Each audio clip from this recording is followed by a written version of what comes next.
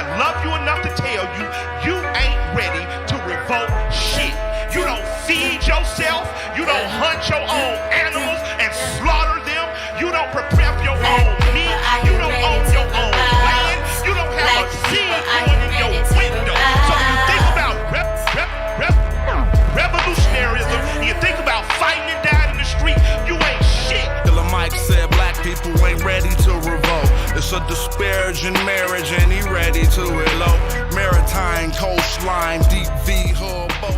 Crack a nose turned up, machete to your throat. The divine snatched the arm back, she fine, she in Zinga. Moroccan mercenary got a line on Moringa. Ask Chief X to swing it. Go fund me to rock a new car or build a school like I'm Dr. Umar.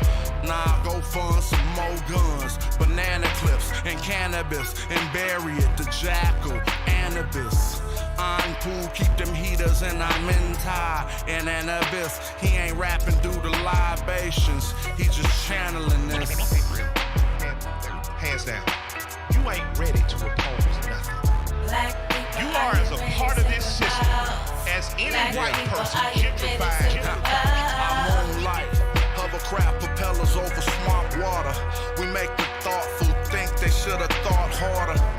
Be aware of this. Don't blink, there's only one blunt between the careful and careless. It's hard to face it when you need a shrink or a therapist. Mental disorder ordered them to label you a terrorist. I breathe elements and I found the secret. We could all walk on water if it's ground beneath it. I carry my weapon and keep my trees, and still be Hotep and ask to rig Nasheed. 6 in the morning, I greet my seed, then do everything I think I need. I have to say this, because I know our spirit and our emotions get stirred. I'm not against nobody on the panel. I'm with everybody on the panel. I'm not diametrically opposed to anybody. I agree with everything my brother said about revolutionaryism. So let me ask you guys a few questions. We're in the South, we're in the heart of the South right now. Who fishes? Who knows how to fish?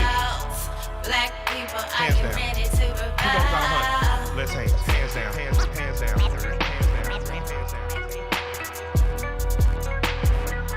Black people, are you ready to revolt? Black people, are you ready to revolt?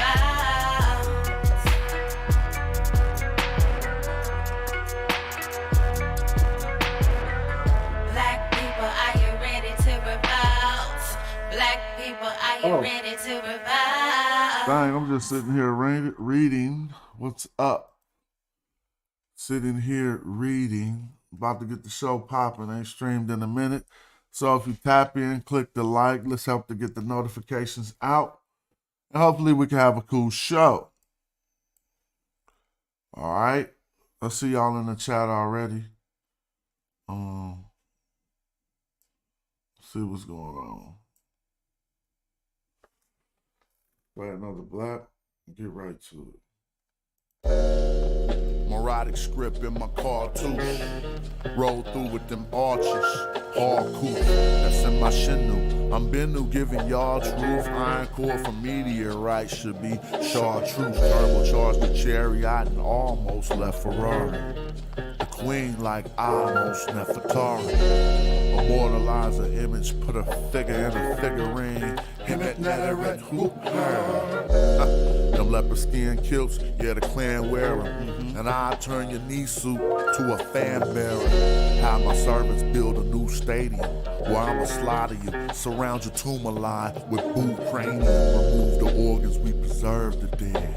Mummify them, then carve them a reserve head. And all your internet mans who lied with you, died with you, sacrificed their life, afterlife with you. Now I'm all in your spot, and I'm calling the shots. While your soul get devoured in the hall of my eye. Can't a night ballin' or not, care if you ballin' or not. I'm still gonna tell you guys, go to Kemet like El Shaddai. You ain't no king, You're like Cambyses the Persian who couldn't draw the Nubian bowstring. Melt the jewels in your crown into a gold ring. Refashion them after smashing the whole thing. You're like Pepe II. Too old, king. If you think it ain't black, then let me just check 'em. I know the syntax. Every morphine and phoneme. The scholarship top line, dog, and the flow mean. And my debater make a fraud, quit the internet. Sometimes I wonder if I saw to fix this window yet. That's what you call repair, re-end. They heard the king of me jaw was a scary man. And he is though. I'm telling you, you better contain him, man. He's busting arrows at all these Mediterraneans, killing them. Now we ain't getting no views. Yeah, them flip-flops look like Tutankhamun shoes. And y'all just wiki, thinking I'm enthused. They turned Egyptian temples to churches and still say, I'm enthused. It's crazy. They just wiki, cause they lazy. So they can call me pseudo, it don't faze me. The page monetized, so crushing you clowns pays. You dig? Magi archers. Dead period. Damn, came on to my ears so loud. Peace to the people, how y'all doing? Hope everybody's well. When are you doing a new song with Dale? Good question, Sot 12. What's up? Whenever it happens, it happens. We probably gonna start working on some Hyro material this summer. But other than that, I just did one with Dale for A+. It was me and Dale on there, but I don't know what that's gonna be on. But thanks for asking about hip hop. So I'm kind of tired because I'm a working man. So I'll be ripping and running. But right here, I just got back from all the way. Well, I live far from Oakland now. But when I be having to go to the town, if you think about it, my office is still in Oakland. But I live about an hour away from the office. So if I ever have to go out there, it'd be just like a long commute. And now I'm kind of tired, but I ain't gonna do that to y'all. Excuse me. Just wanted to stream since I had a little bit of time. Maybe we can have some fun. Shout out to y'all. See y'all in the building. Let's let some more people roll in while we just getting started.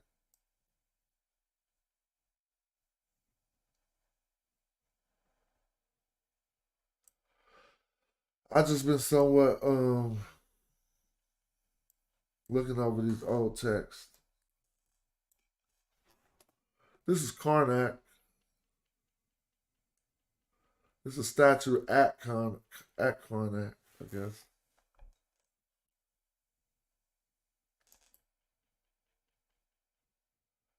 And I'm just looking over it. But I don't got no more, you know how when you like conquer something and you beat the game, you don't even want to play the game no more? That's how I feel about Kemet and the Black Land. I done already beat the game. So I'm like, I don't even want to play the game no more. Now we going to a new level with it. And what we about to do is get all these Egyptologists in a room. Like the 1974 Cairo Symposium. That's what we are going to do. I make stuff happen, bruh. It ain't even no reason like to be in this existence and act like you could go on Fortnite and build some shit, but you can't build in real life. Cats be building hella quick in Fortnite. They'll build a whole mega structure. But then when we try to do something in real life, we can't do nothing monumental. So yeah, I think it's about bringing together all of these Egyptologists to get them to discuss this stuff. And so I want to give a shout out to the pseudo killers. I see Sister Juju right there. What's up?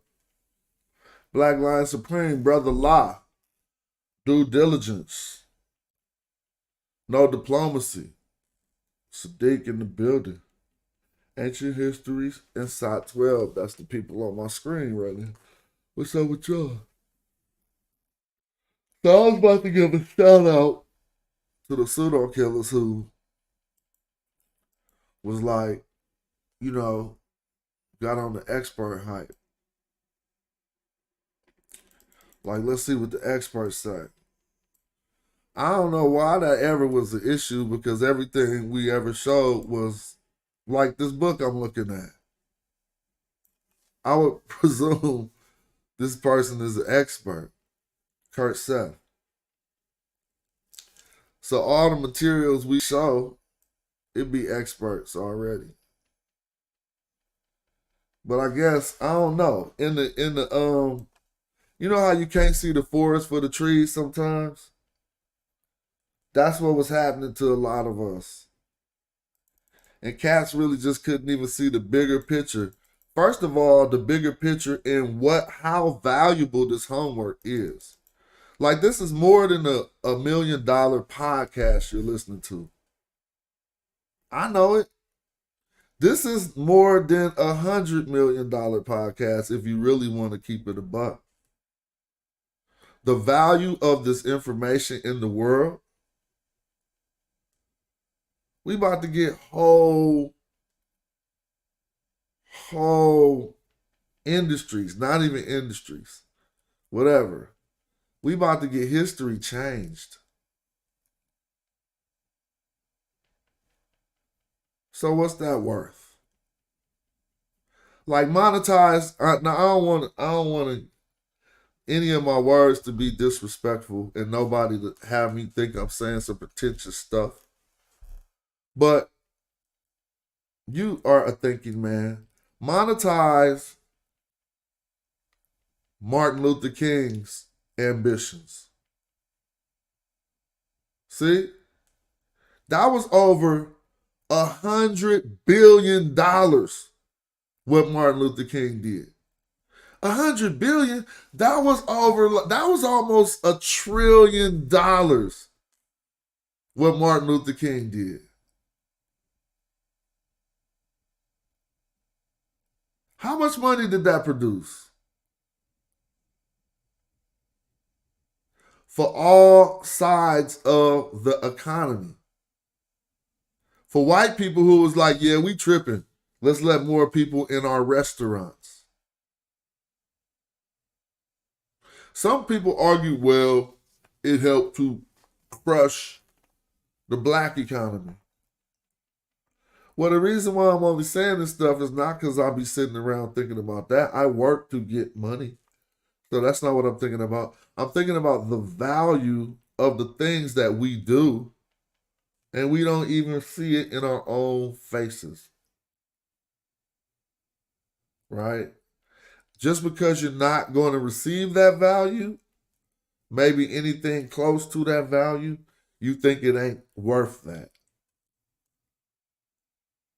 So that's because you only get paid with, I don't want to say white man money, but it's facts. Like, that's the only value you can receive in your existence is in the form of cash money? Hell no. You know what I'm saying? But anyway, I do appreciate, because when you step back and look at it, we motivate each other to go further, to right, and to push it, and to come on. If you're right, you're right. I knew I'm right. I've been knew I was right. Right? A lot of other people been knew we was right. There was a lot of people who didn't know nothing about either side of the argument and just listened to our discourse, and they let that be that. They was like, okay, they're gonna make their own decisions. So I've been talking to. Now, if I'm gonna go get at an Egyptologist, believe it or not, I respect game, and I know we don't know everything, right? But what I do know is that we ain't no jokes. Like, let's just take a good example. Do y'all know how far, and I always say, just take Ujahu, for example. If he walked into a college, right, where they talking about Egyptology, some of us think he wouldn't be one of the smartest people in the room, the most knowledgeable in the room. Take Brother Chris Withers, who come on the show. Do you know that if you step into these Egyptologists, no disrespect, some of them don't have time to focus on just one thing like we be focusing on. So I wish I could share some stuff, but I can't right now. But I will be able to in the future, because I'm not really in a back and forth trying to be like that. What I want to do is present this information in a digestible format for the world, right? Not just for us to be funking. You feel me? I mean, anybody who goes beyond what they're about to witness is going to be making a complete fool of themselves.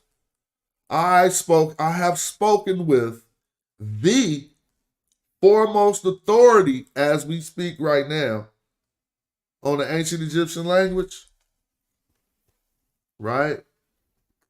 I'm talking about the Egyptologists who the Egyptologists tell you to go talk to. Like, I'm talking about the master. I done just spoke with him. And I'm not going to share none of the video because I can't yet. But we will see that. And we can watch it in private for educational purposes in the back chat. So y'all can email casual@hieroglyphics and hop right in there. It's easy. But we can listen to some stuff, though. Right? And before you even know who it is, just know it's over.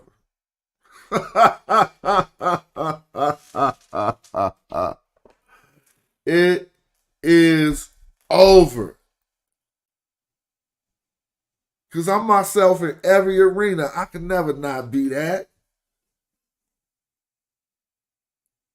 I push line. I'm not going to be disrespectful. Matter of fact, I feel like just chilling for a minute. So, let me see. Let me find something. Because it's really over. And I got like 2 hours of audio, but maybe we can listen to 5-10 minutes of one of the foremost authorities, right? And again, once I get permission to let y'all know who we talking with and then to share the video, it's gonna be cool. But right about now, man, I feel sorry for like people who thought that saying that ancient Egyptians wasn't black was gonna be cool. So I'm about to open up my audio player. All right, let me close that out. Open up my audio player. All right, people don't know nobody by face. These people so boozy. Great. Hold on. So, Hold on. again, thank you for availing me with your time. Egyptology. So this is what Nope. It's too much bombs all over the place. So y'all can't look at all. I mean, it's too bad we can't see all these glyphs we looking at.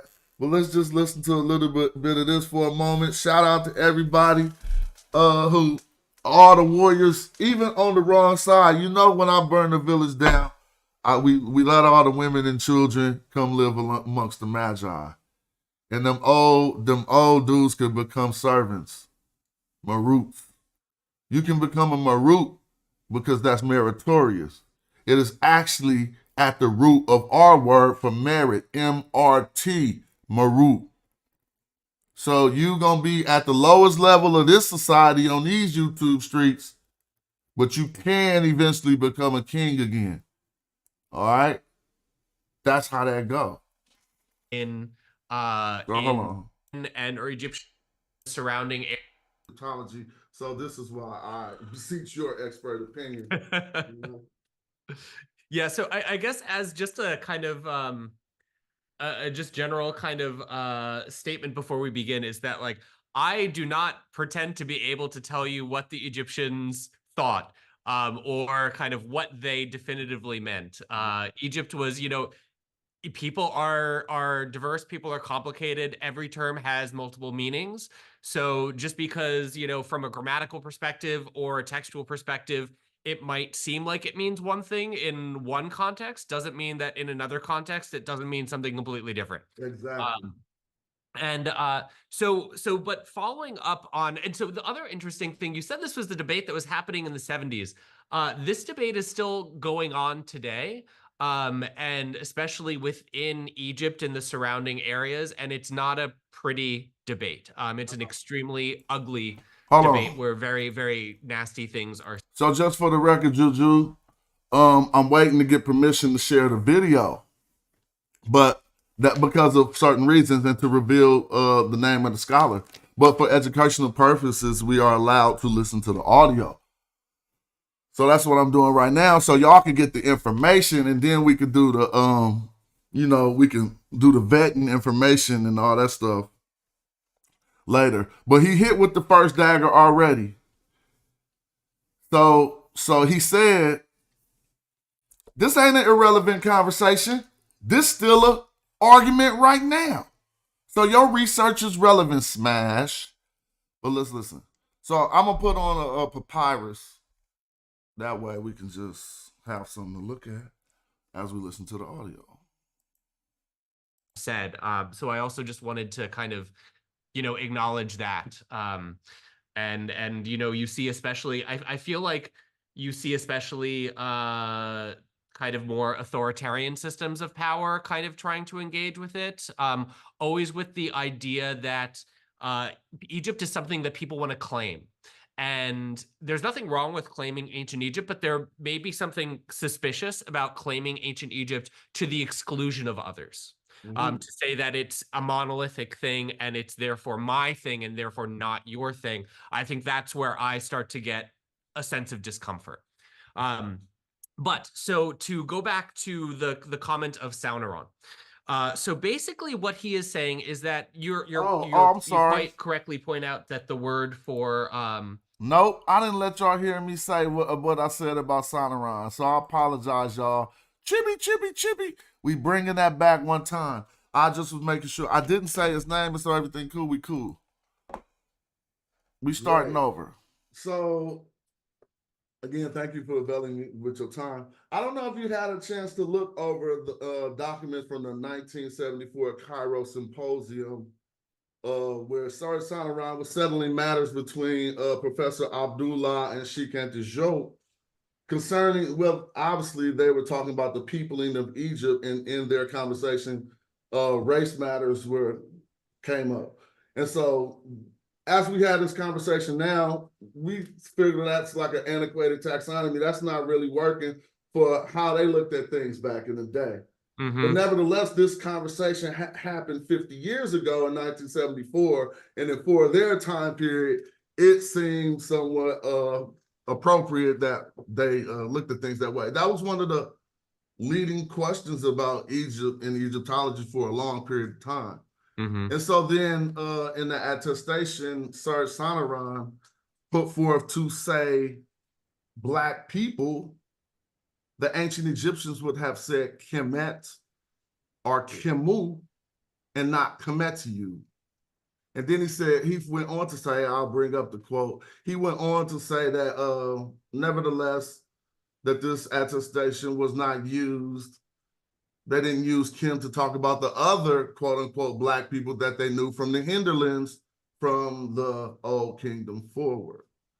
And so I know it sounds already like it's kind of loaded, the question, but it's really not, because actually we were spending a while doing this research, and there's nothing that attests to what Serge Sonoran says can be found in Egyptology. So this is why I beseech your expert opinion. You know? Yeah, so I guess as just a kind of a just general kind of statement before we begin is that, like, I do not pretend to be able to tell you what the Egyptians thought. Or kind of what they definitively meant. Egypt was, people are diverse, people are complicated. Every term has multiple meanings. So just because, from a grammatical perspective or a textual perspective, it might seem like it means one thing in one context, doesn't mean that in another context, it doesn't mean something completely different. Exactly. But following up on, and so the other interesting thing, you said this was the debate that was happening in the 70s.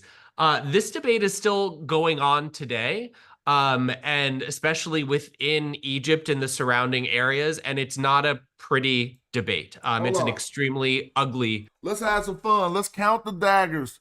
Let's count how many nails in the coffin this video provides, all right? Because we at the top of Egyptology. We're not in the middle. We're not at no Rudy Poo school. We at the top.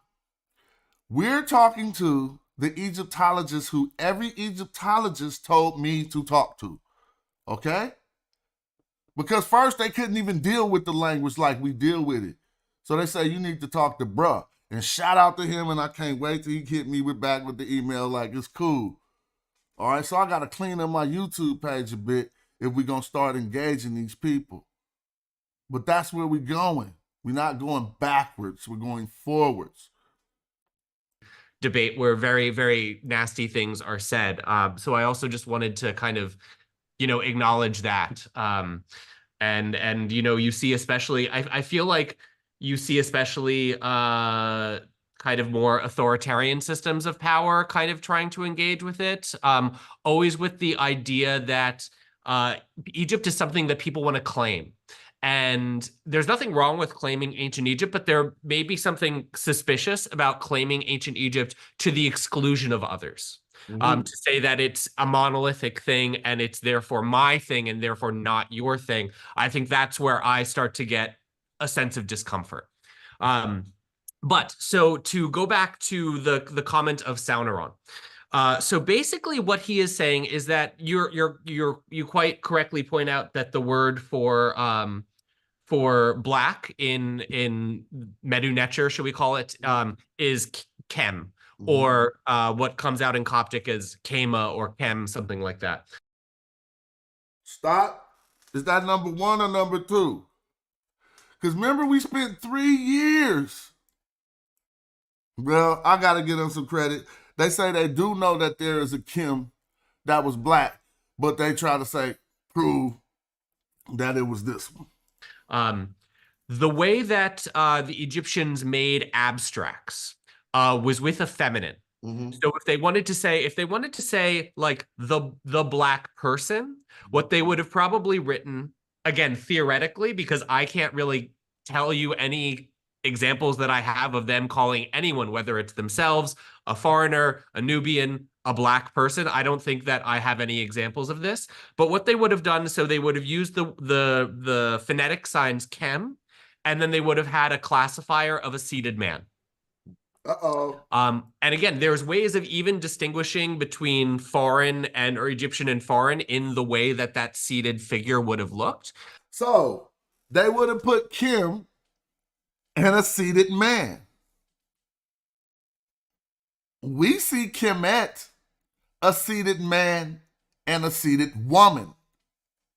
Is the woman going to exclude that? Well, let's keep listening. So for example, if they show an Egyptian man or someone like kind of culturally coded to be Egyptian, then you can tell that they're understanding this person is Egyptian. If they show them, perhaps with a feather on their head or, with kind of some other kind of foreign significance or signifier, then this might be showing that they're, being distinguished from the normal Egyptian population. But again, we don't have any of this, as far as I'm concerned. We don't, or as far as I know, we don't have any kind of people that are called the black people, to my knowledge. What instead we have is this kind of abstract feminine form, Kemet, which means not the black one, but that which is black. So this is kind of the way. Kemet means that which is black. We don't have that. Instead, what we got is this abstract form called Kemet. Damn, y'all dead. God, we've been telling y'all that for years. I mean, this is silly. I mean, golly. What do we have, ladies and gentlemen? This abstract form called Kemet. God, let's listen. And or Egyptian and foreign in the way that seated figure would have looked. So for example, if they show an Egyptian man or someone like kind of culturally coded to be Egyptian, then you can tell that they're understanding this person is Egyptian. That's a good question, Jashera. He said an abstract form. And you got to notice in the beginning, he said there's a different way that they would mark the abstract was with a T. But maybe he's about to say it again. Let's listen closely, y'all. They show them, perhaps with a feather on their head or, with kind of some other kind of foreign significance or signifier, then this might be showing that they're, being distinguished from the normal Egyptian population. But again, we don't have any of this, as far as I'm concerned. We don't, or as far as I know, we don't have any kind of people that are called the black people, to my knowledge. What instead we have is this kind of abstract feminine form, Kemet, which means not the black one, but that which is black. So this is kind of the way that you make feminines in Egyptian and also in some Semitic languages as well. That was a great definition for Kemet. Killed y'all. That which is black. And then they put people there and it's over. You can't, I don't even have to have no intensity no more. I done went to the top of the field and they agree with me wholeheartedly. I got the best sound bites in the world. See, we're going to change the galaxy. Right?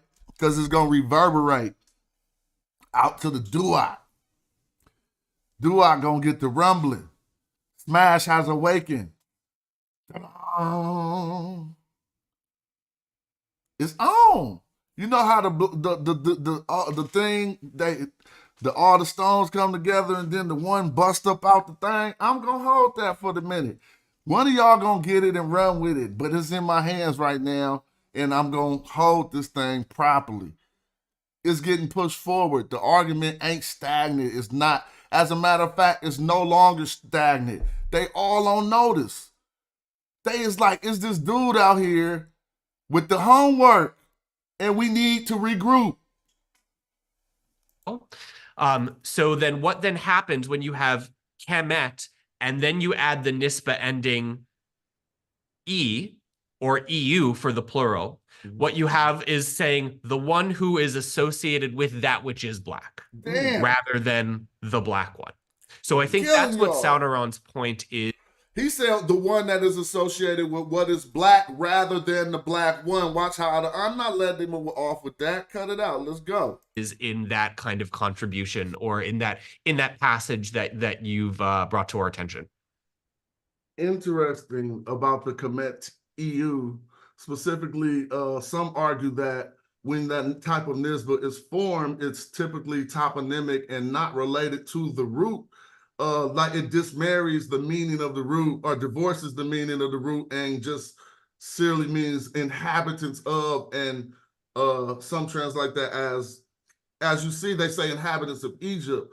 But if we ancient Egyptians could not have meant inhabitants of Egypt, because that seems to espouse some type of anachronism to where they would not have even known that term yet. And so you don't detach it from the root, but still there's the question of whether that blackness is a reality that has to do with people or the Nile silt, which we know to be so prevalent. And there are also a bunch of other black realities, how much they the Apis and the Kemet, the divine cattle herd, and all of these things that we could throw in there to see which one they were actually talking about. And so I started to share my screen, but I think I chose a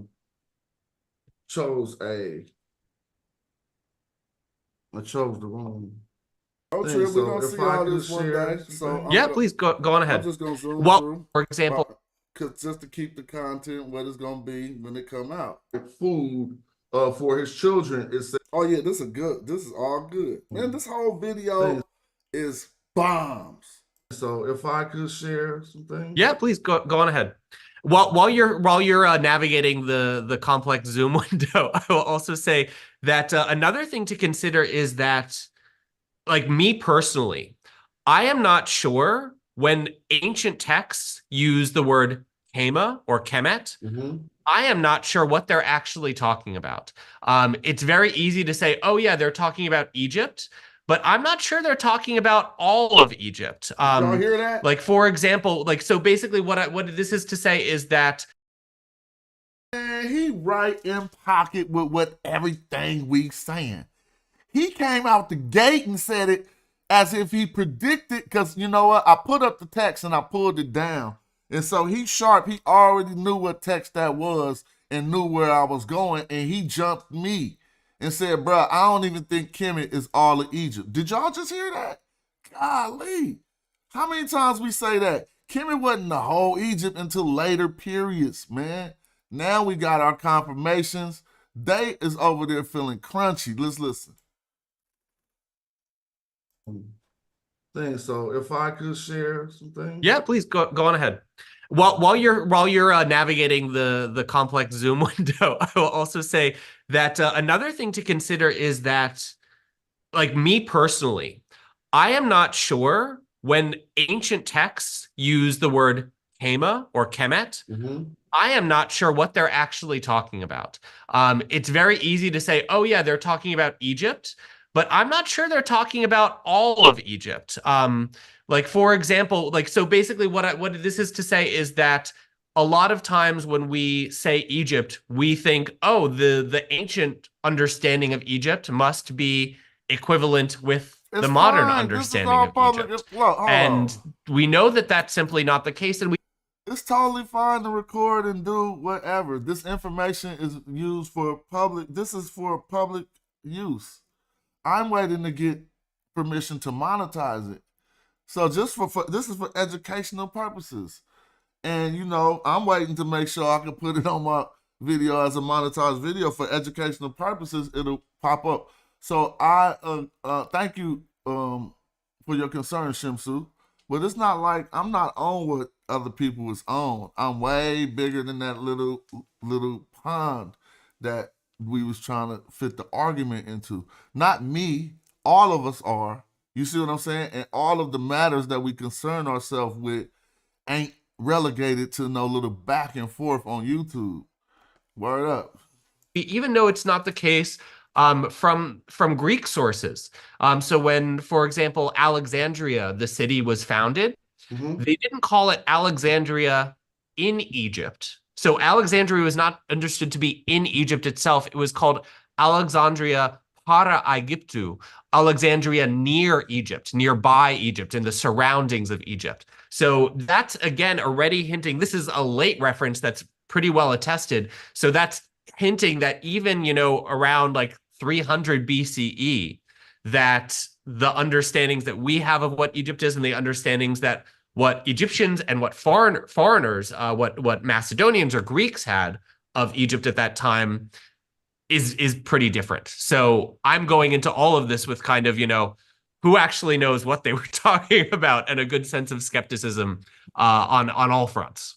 I appreciate that. And that's why this conversation has taken so long. So just to segue a little bit to story of the eloquent pheasant, it still regards Kemet, but and I have this is from Molier's work, and so I actually have his breakdown on the terms that I want to discuss here.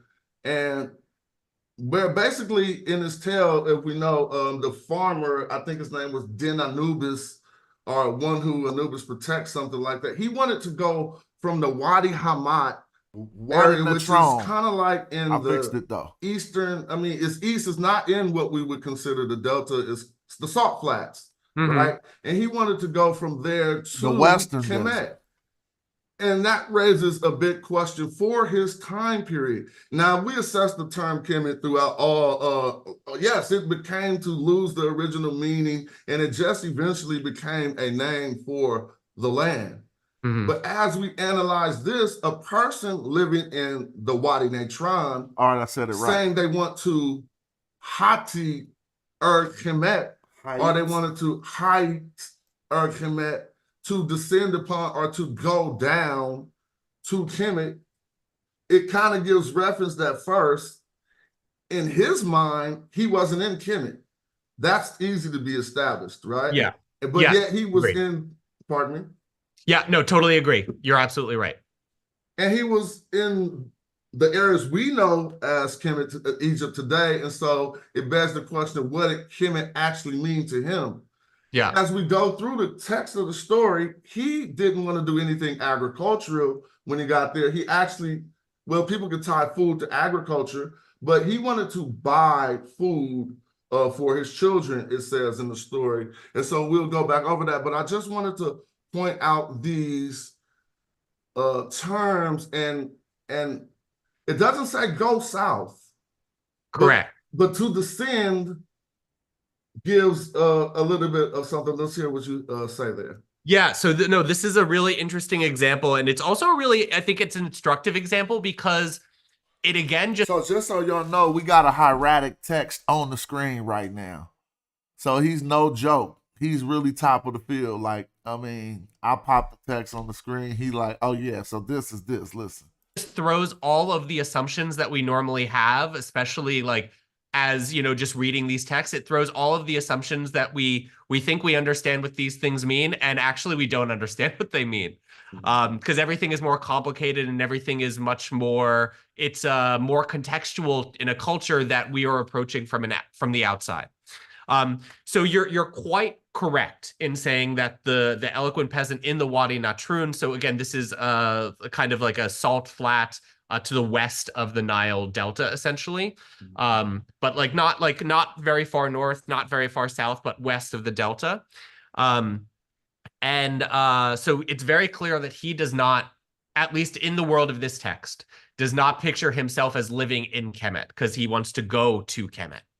And it's very clear that he is, you know, moving towards the Nile.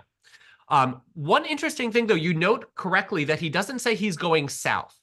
This is because, so also when we're dealing with Egyptian directions of north and south, we have to keep in mind that their north was our south. So if they said they're going south, that would actually mean they're going our north. So that, and those terms are different than the term hai, the verb hai that he uses here.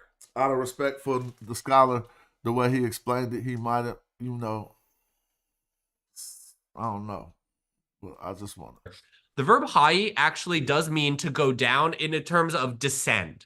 So, and this is a reference, and this is always something that people did when leaving the Nile and then coming back to it. You descend into the Nile, or you go down to the Nile because of the valley. So basically if you look at the Egyptian landscape, and especially if you're coming from like a desert location, either to the east or the west, when you get to the Nile, there's going to be a drop because that river has now carved out like territory, you know, like the prehistoric river has when it was like kind of flowing much more vigorously, much more. I just want to say one thing I didn't say back here. Well, that's under the assumption that he was talking about a place that's on the Nile. He said he wanted to go to Kemet, and we're trying to figure out what he meant. he didn't give us no indication that he was going no place along the Nile. But let's continue. Violently has kind of eroded a lot of the portions of the land around it, and this has created kind of this literally the Nile Valley. And so when you go to the Nile, you go down into it. Now, the interesting thing, however, is that obviously this is describing the situation in the valley, which is traditionally taken as the area south of Cairo, or south of Ineb Hedge, to use kind of the first dynasty Egyptian term.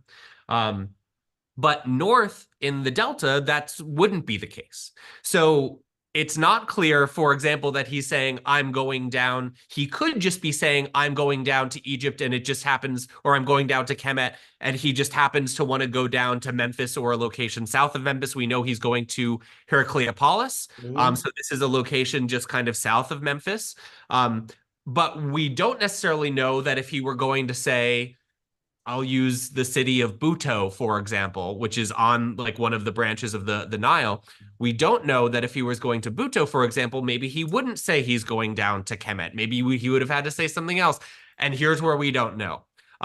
So I would not necessarily take this as an example that, Kemet is a location only in the south of the country, and that it excludes kind of, or it is only associated with a kind of, more African population. But this doesn't also mean the opposite. It just means something completely different. Oh yeah, I'm with you on that, and I don't use it to say that. What I think is stronger to say that if he was looking for Nile silt, which is Kemet is supposed to mean, he would have just went east to a closer trip from the Wadi Natron to the Delta. If he was saying, yo, I want to go to Kemet, and in his mind, Kemet meant where we find this black silt, I don't think he would have had to go to the destination location of the Heracleopolis magma I think he went to in that text. And so I agree that it shows that he thought of it a little bit different than we think of it today, and even different than people 1,000 years after him thought of it. By the time it got to the Demotic period, we can clearly see it lost all meanings, and it just was like meaning the nation. And so I appreciate your commentary on that. Yeah. And I'd say, just to follow up, I'm not, and again, I'm not saying you're wrong here, because I actually just don't know, especially given the fact that the dams in Aswan have totally changed the way that the Nile floods. I don't know, in the early Middle Kingdom, whether he could have gone to the Delta to get this silt, or if the silt was specifically something that was found in the valley as opposed to found in the Delta. I just don't know that, to be honest. So it's possible, but in my mind, it's not certain.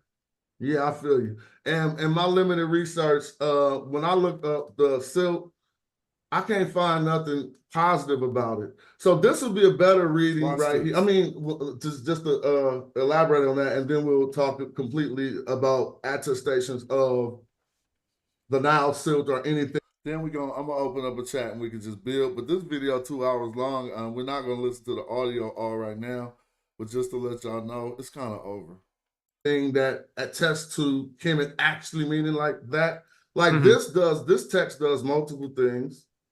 Because if we look, we can read it from the beginning where he's bringing back hands, and then one gave to him gold of a particular type. I don't know what Kenet. I don't know what the gold of Kenet, but with him, so he put it on both arms. It appears. So basically, yeah. So this is a very famous text, and you're reading it quite expertly, which is very. I would say again, you're not an average layperson. So hold on, I'm reading it. I need to ask y'all how I was reading it, y'all. I don't mean to gloat, but this word been thrown around this community way too much. Anybody want to take a stab at what they see on the screen? Because we're not doing it like that. Anybody want to take a stab at what they see on the screen? Because he gave me some props that I'm going to hold in high regard forever. This is kind of like Eminem giving me a shout out when Eminem said, casual of hieroglyphics. This is equal to that in my life of verbal rewards. Right? And I'm juiced. Let's go back. Yeah, that's why we get in the dojo, Chris. Make sure we on point. Let's listen. Wouldn't say he's going down to Kemet. Maybe he would have had to say something else. And here's where we don't know. So I would not necessarily take this as an example that, Kemet is a location only in the south of the country, and that it excludes kind of, or it is only associated with a kind of, more African population. But this doesn't also mean the opposite. New challenge. I want an expert to call you an expert. That's the challenge. That's the new challenge. Y'all didn't push line wrong. Y'all didn't push line wrong. I'm trying to tell you, you want to drive the wrong way down a one-way street with a Mack truck coming. Now they trying to swerve all out the lane. Now, don't just go talk to some experts, but when you talk to them, have them say, you're an expert at whatever you're doing. I don't care if it's science. I don't care if it's vaccines. I want to hear somebody say, you're an expert, not a layman. It just means something completely different. Oh yeah, I'm with you on that, and I don't use it to say that. What I think is stronger to say that if he was looking for Nile silt, which is Kemet is supposed to mean, he would have just went east to a closer trip from the Wadi Natron to the Delta.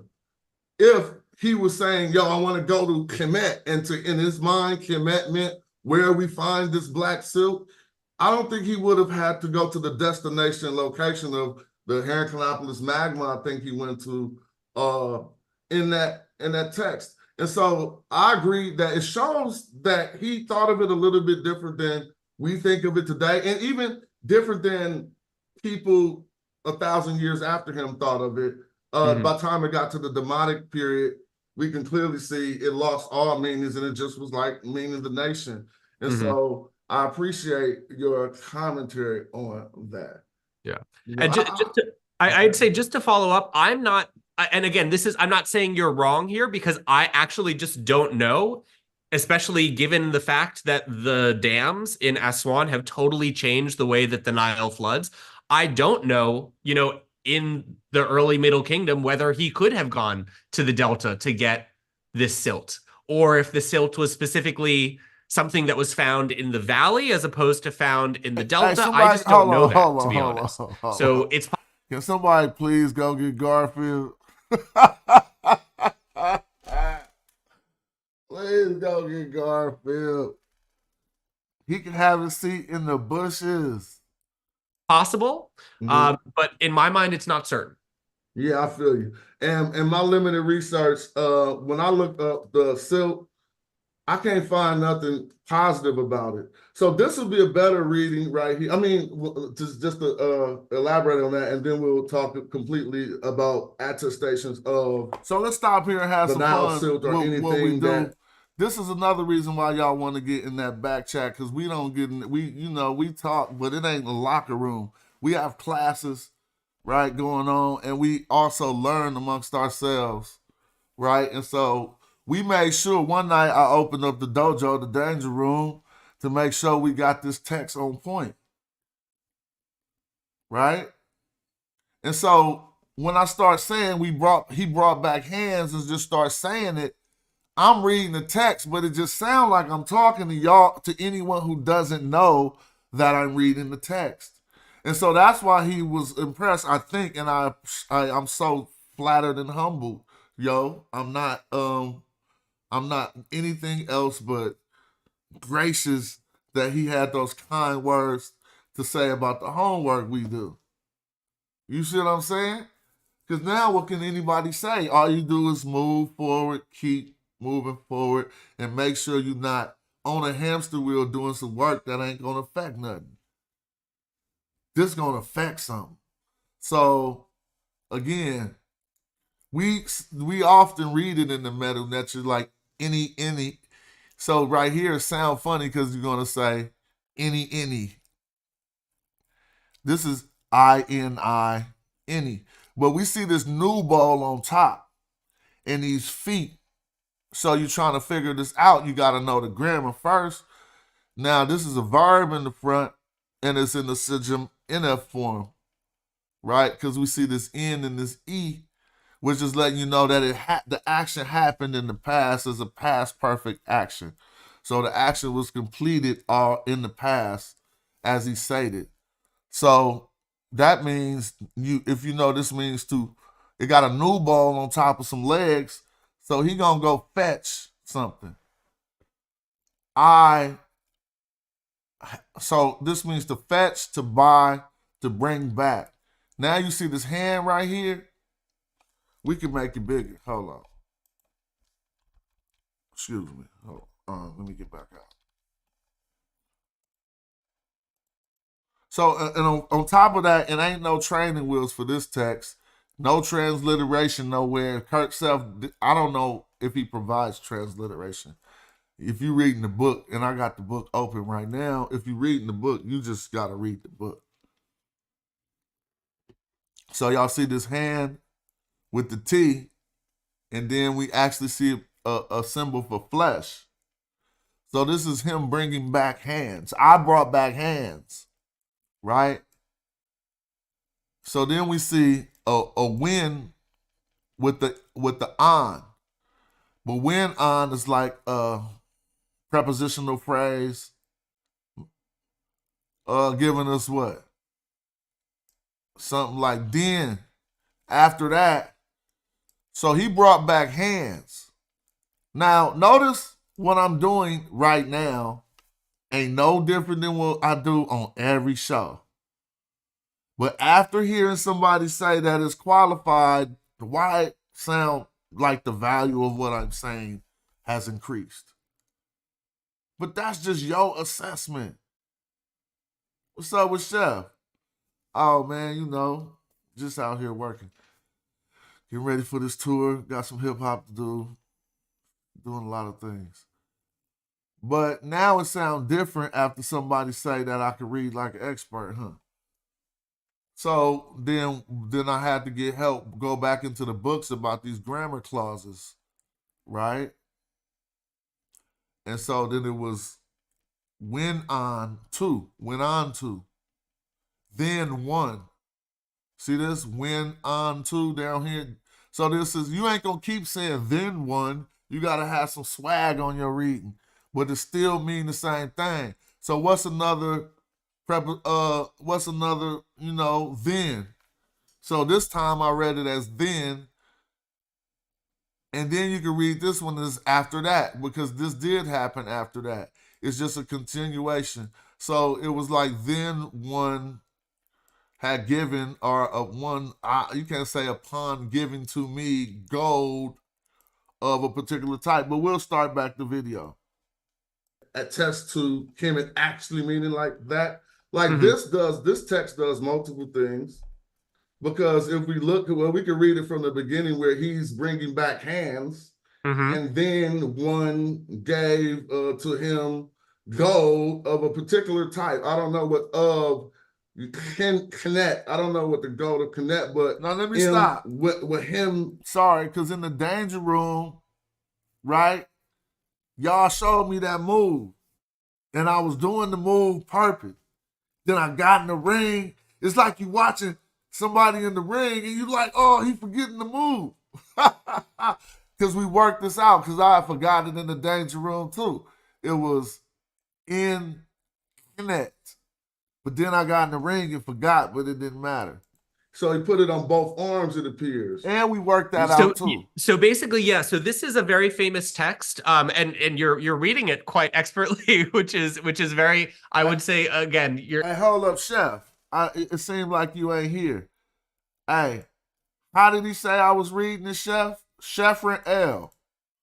Do me a favor, pull over or something and type in the chat how the leading. I mean, I don't know who's the leading Egyptologist. I'm saying that I'm putting it on, not because he said it, because when I talked to all the other Egyptologists, they told me to talk to him. How you say I was reading the chef? I need you to type that in the chat, fam. So it's Type that in the chat. Do that for your partner. You can connect. I don't know what to go to connect, but with him, so he put it on both arms, it appears. You see? So basically, yeah. So this is a very famous text, and you're reading it quite expertly, which is very. I would say again, you're not an average layperson, so I think that's very clear. Which is very, I would say, yeah, I love him for that. Shout out to you for making me feel good, Egyptologist. But yeah, so this is in the context of again, it's in the context again of kind of where the delta falls into Kemet, which is uncertain for me.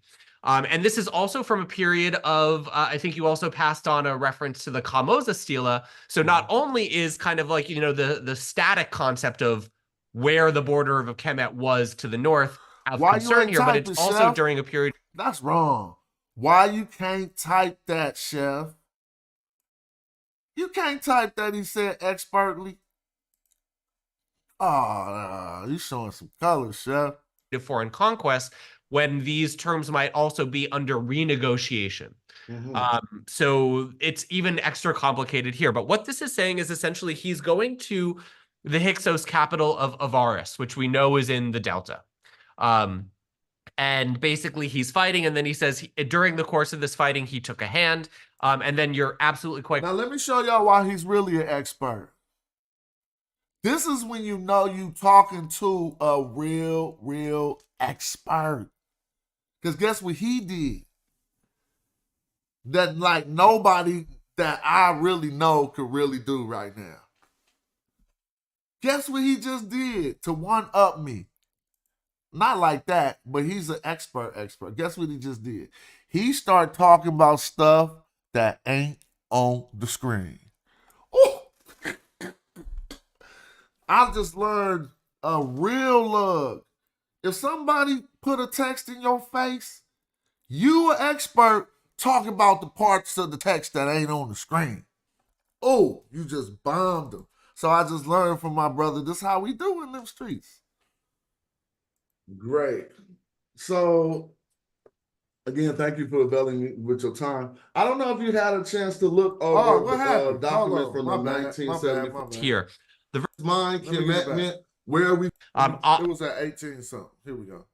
My bad. So it's even extra complicated here. But what this is saying is essentially he's going to the Hyksos capital of Avaris, that's which we not know on the is screen. in the Delta. And basically he's fighting, and then he says during the course of this fighting, he took a hand.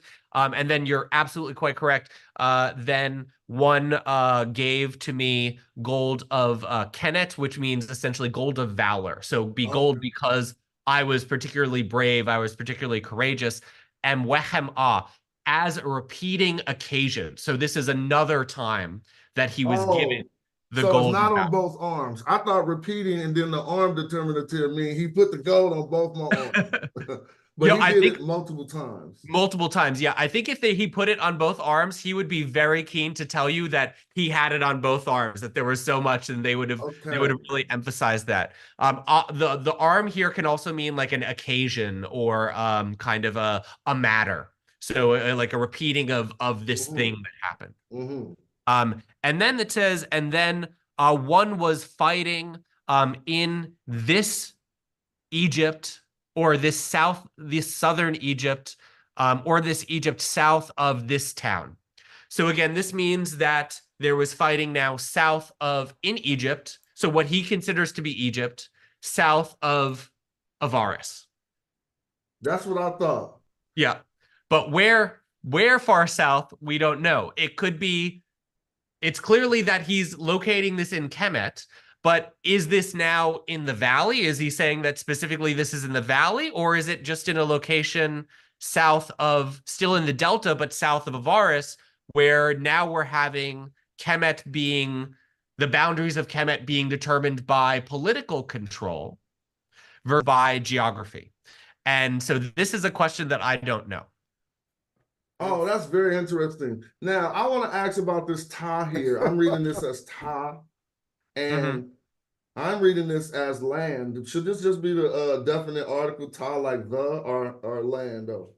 I think you're quite right to read it to suggest that it's the demonstrative or the definite article. Because if it was land, it would have used the actual sign for land, which they pretty consistently do, which is kind of, I'm sure you're familiar with it, the long oval with the 3 dots underneath it. But that being said, it is quite weird to have this or the Egypt. Like that is a weird kind of turn of phrase, and why that is chosen, I'm not sure. Maybe it's to, well, squeeze our translation into this text, which he's not aware of, and we're going to discourse about it later. But you guys know how we translate this word. And then a definite article works in our translation. See, a definite article doesn't work in the Egypt.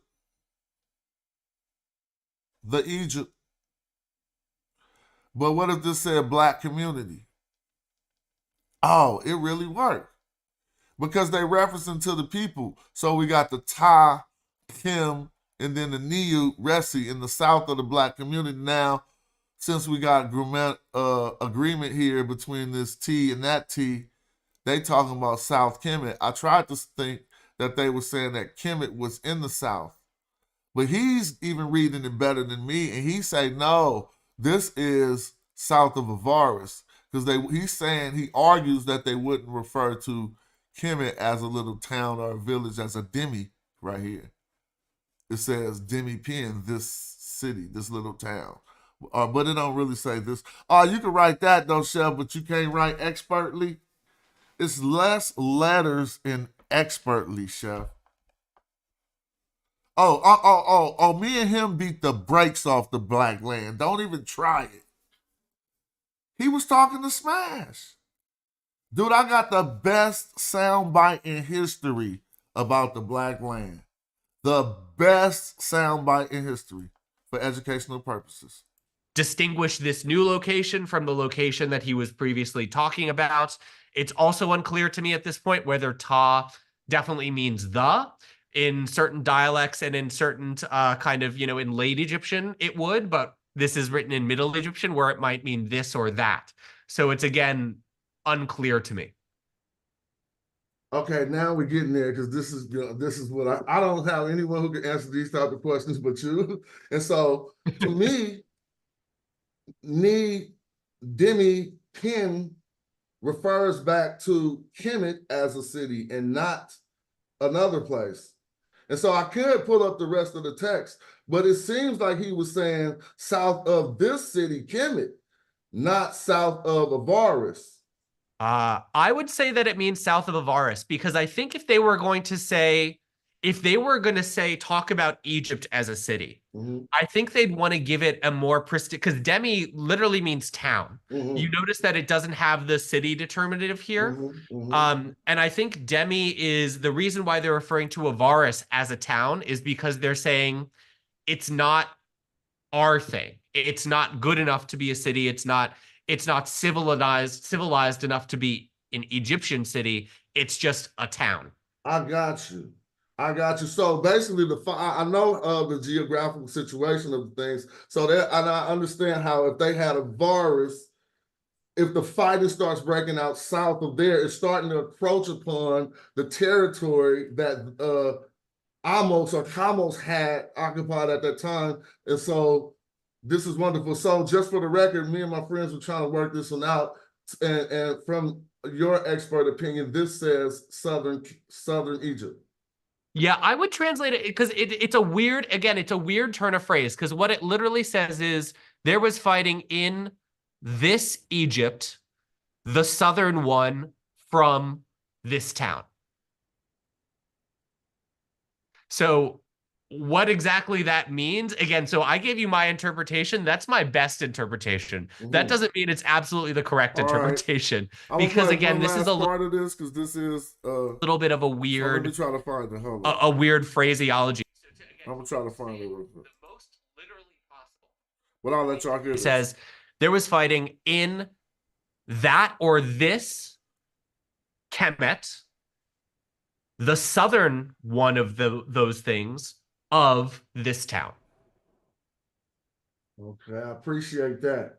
And you don't know how happy I am. I don't know. So I'm gonna just scoot forward to the black suit. Because we talk about hella subjects to get all of everything. My rosy cheeks. But let me see. It's not all Egyptian, and thus a further plausibility of the etymological meaning of Kemet. Through the T as we. So I had him go in on that. We'll save that later. Word up. Asking a lot of these same questions, and a lot of times it almost looks like 9 glyph and how in this word Kemet is translated to mean land. All right, Yeah, here we go. For the fun of it, Now this gonna kill y'all. 9 glyph. First of all, he hit me with Tamehu. I appreciate that. We're gonna talk about that.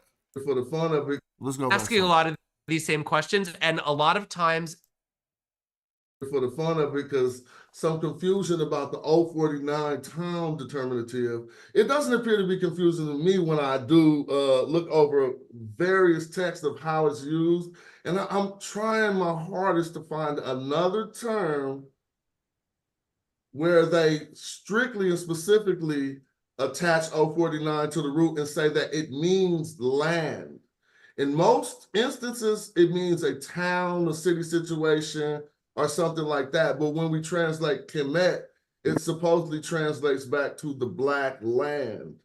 Now, in Jesheret, we have this Kasat determinative, which would be indicative of, foreign countries, hill country, and they use it for desertous area, which we also have here translated back as land.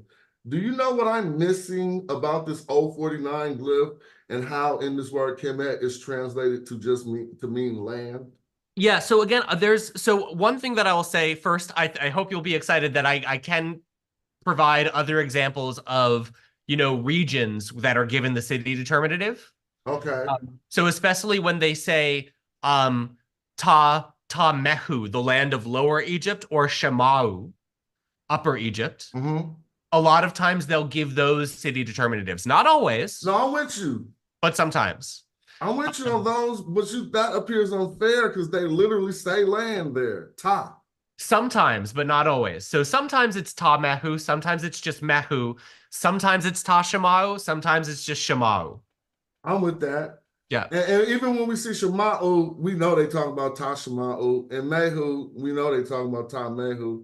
And so the Ta is omitted. Yeah, but again, going back to now your question about whether we should translate Kemet as the land of Egypt, you're quite correct here in saying that there's nothing clearly in this word or in kind of attestations of this word to say the land of versus Egypt. What this literally says is that which is black. Oh, y'all did. I should have had my sound effects. That's because we ain't did the video. It's cool. Y'all just getting the trailer.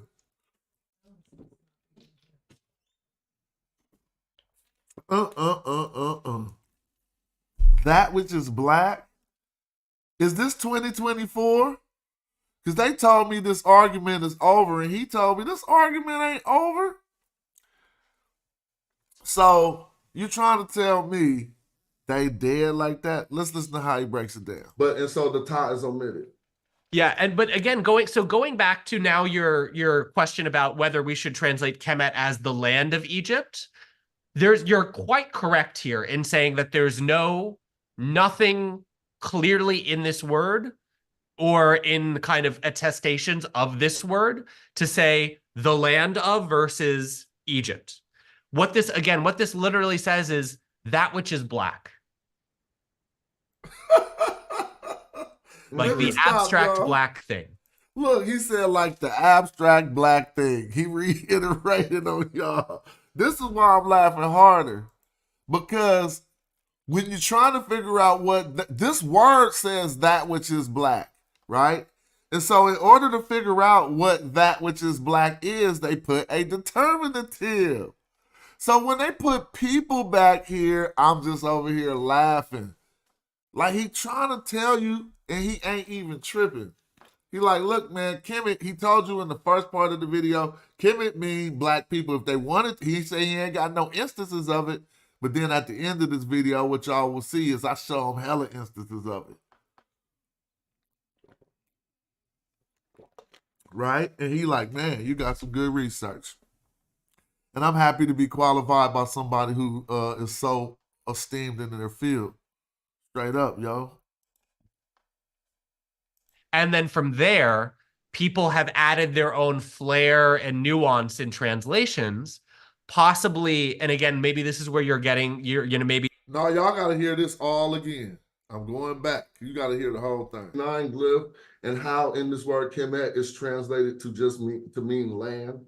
Yeah. So again, so one thing that I will say first, I hope you'll be excited that I can provide other examples of, regions that are given the city determinative. Okay. So especially when they say Ta Mehu, the land of Lower Egypt, or Shamau, Upper Egypt. Mm-hmm. A lot of times they'll give those city determinatives. Not always. No, I'm with you. But sometimes. I'm with you on those, but that appears unfair because they literally say land there. Ta. Sometimes, but not always. So sometimes it's Ta Mehu, sometimes it's just Mehu, sometimes it's Ta Shamau, sometimes it's just Shamau. I'm with that. Yeah. And even when we see Shamau, we know they talking about Ta Shamau. And Mehu, we know they talking about Ta Mehu. Mm-hmm. And so the Ta is omitted. Yeah, but again, going back to now your question about whether we should translate Kemet as the land of Egypt, you're quite correct here in saying that there's nothing clearly in this word or in kind of attestations of this word to say the land of versus Egypt. What this literally says is that which is black. Boom. Like the abstract black thing. And then from there, people have added their own flair and nuance in translations, possibly. And again, maybe this is where maybe where your research is getting at something, but possibly in an inconsistent way with other geographic terms. Told y'all. Very much so. Told y'all. When the scholars they've all came to a consensus of somewhat what you told me. Then the question is, what is which black? You know what I'm saying? And it comes down to, again, the people of the story. So I'm going to leave the people thinking along a bit and try to see what scholars leaned on besides secondary sources. Hold on. It's an incoming missile coming in right now. It's going to hit in the next 10 seconds. If you thought you was going to lean on the damn black silk, oh my gosh, there's an arrow zooming right at you.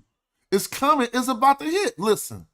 Now, when the scholars they've all came to a consensus of somewhat what you told me, then the question is, what is which black? You know what I'm saying? And it comes down to, again, the people of the story. So I'm going to leave the people thinking along a bit and try to see what scholars leaned on besides secondary sources to come to the conclusion that the blackness that this referred to was the Nile silt. Yeah. I mean, I think unfortunately, I think one of the major conclusions or one of the major influences here is there is a racist element. I gotta stop. I'm gonna go back and let him complete that. But did you hear his first answer to why the hell they said this was the black silk? We out here doing work. If you at the house dancing, feel free to dance, because I can get up and bust a move right now too. I can do the old two-step right in my room in this office. Just like this.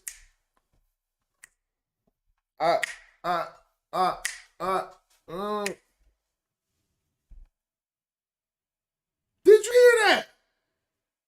We asked to see when we push line, we push line. We want to know, right? And so you see we at the bottom of it. You ain't going to pull out no ancient text that we can't pull up right now and qualify it. And the brother is so honest. So honest. Wait till y'all find out how top of the field we at right now.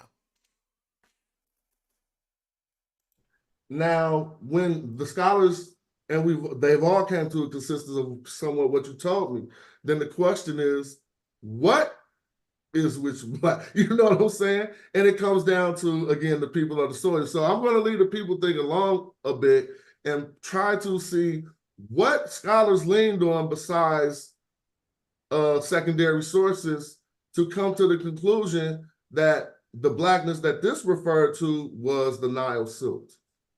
Yeah. I mean, I think one of the, unfortunately, I think one of the major conclusions or one of the major influences here is there is a racist element, certainly, in the history of scholarship. But two, I think there's nothing that I know of necessarily. Like, there's no one text that I can point you to. And again, this is not my area of expertise, so maybe I'm missing something here. But there's not one text that I can point you to that specifically says, by Kemet, we mean the black silt, and specifically silt and the land as opposed to people. But what I think is more convincing to me is the contrast that is drawn between Kemet and Deshret. So let's stop there, right? He gave it up honest, all the way honest. But then he tried to fall back on Kemet Deshret. Now, if you're a Magi Archer, you're supposed to know your response to that. I didn't work this response out 30,000 times live for free. And I'm showing you, you can dialogue with people at the top of their field with the information I disseminate. I'm showing you that, right? But you're supposed to know the response to this. Go in your quiver right now and tell me which arrow is supposed to come flying out next. Because we got an honest admission. Nah, man, they said it was the black silk because of racism. And then he said, I cannot point you to no text that say the ancient Egyptians thought that.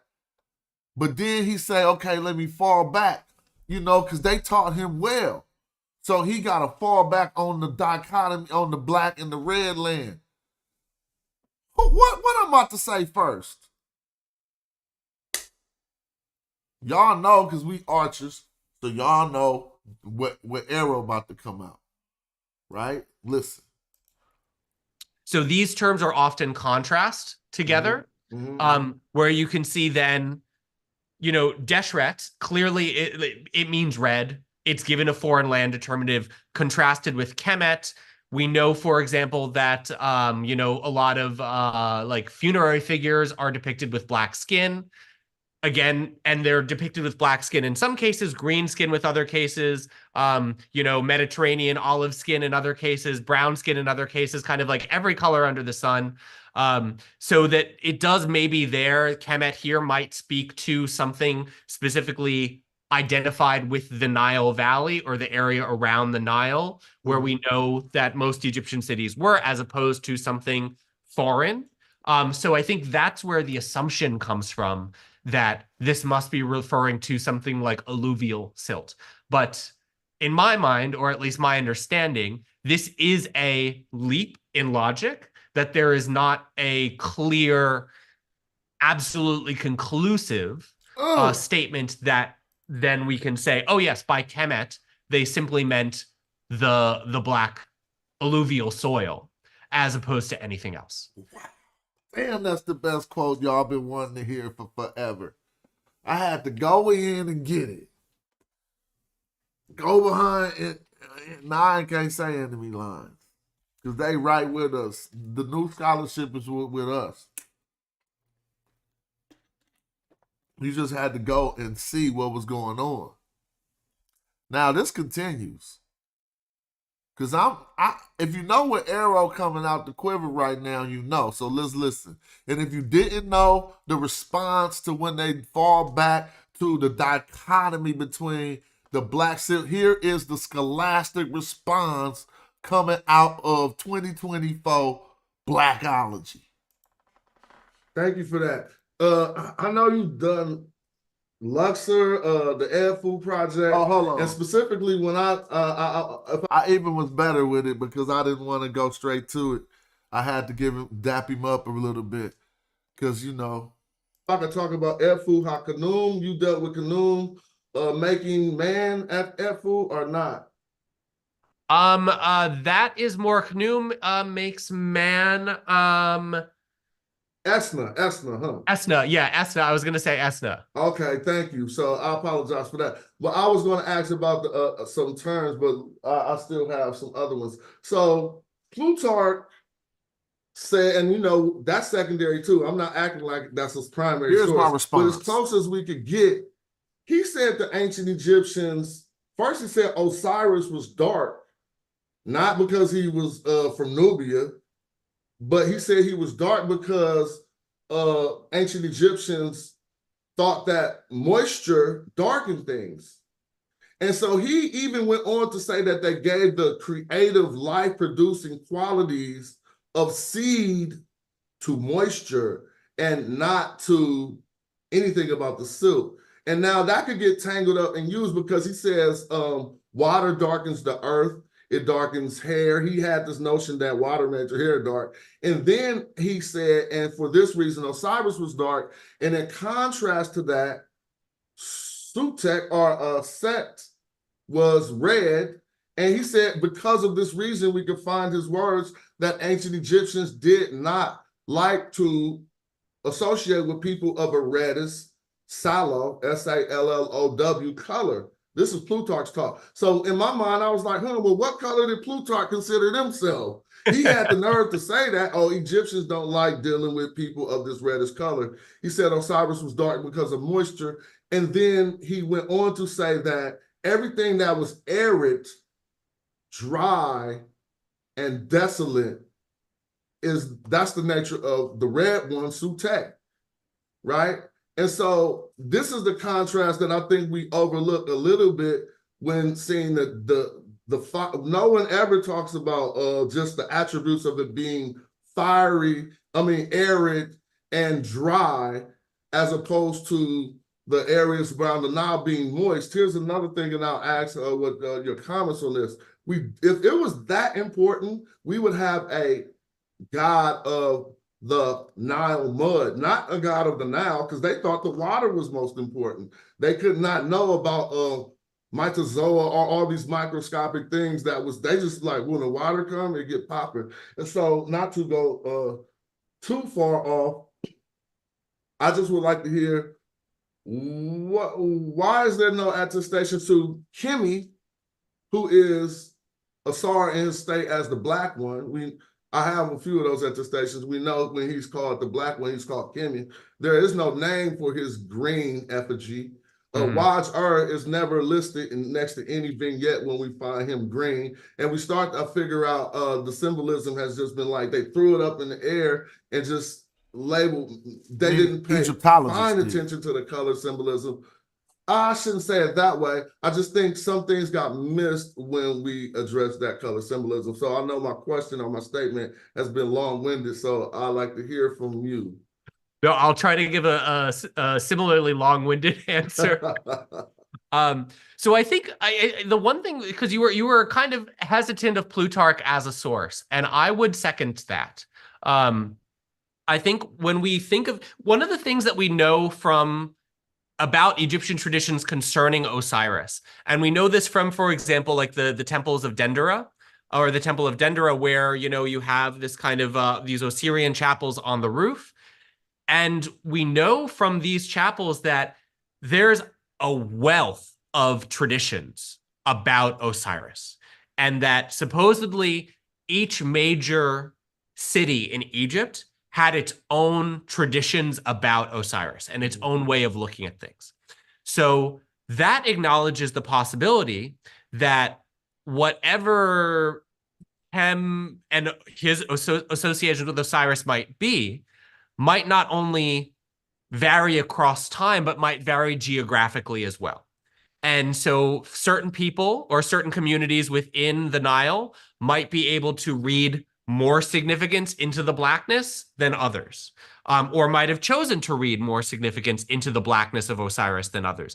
This is an acknowledgement of the diversity that was ancient Egypt. Now, Plutarch, essentially what he's doing is he's representing a colonial voice that's coming in and essentially trying to take these traditions and make them perceptible by glossing over their difference so they can be learned by the essentially by the colonizers, if we want to use even that term.